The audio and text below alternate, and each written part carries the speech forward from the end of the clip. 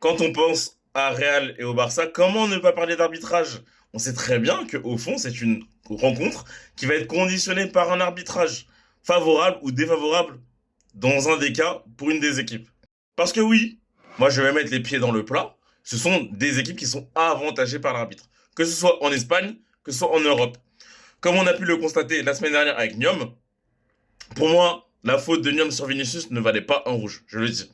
Parce que également le rouge contre l'Olympiakos qu'on peut voir en haut a conditionné le match. Donc franchement, ces équipes-là sont aidées par l'arbitrage et c'est toujours le cas. Parce que même en Ligue des Champions, on peut le constater avec cette faute-là de Brahim sur Thuram, il me semble. Normalement, c'est carton rouge tous les jours.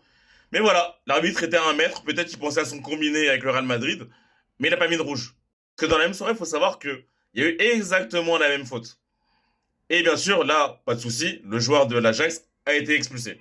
Moi, quand je vois Yamal parler de tricheur en parlant du Real Madrid, franchement, ça me fait légèrement sourire, sachant que pour moi, les deux équipes, c'est pareil. Il faut un moment savoir se regarder dans la glace. Bien sûr, sans oublier ces images-là, l'année dernière, où Rudiger, il voulait limite étrangler l'arbitre. Franchement, c'était choquant. On regardait ça, je me disais, mais attends, mais qu'est-ce qui lui arrive? Il a bu de l'alcool? Mais non, non, c'était son état normal. Donc selon vous, quelle est l'équipe qui est le plus avantagée par l'arbitrage, que ce soit en Espagne et que ce soit en Europe? Parce que franchement, moi j'arrive même pas à le savoir, hein. Les deux c'est kiff-kiff. Parce que quand je vois les scandales qu'il y a autour des deux équipes, c'est limite qu'ils peuvent pas se qualifier ou jouer proprement. En tout cas, n'hésitez pas à me dire ce que vous en pensez.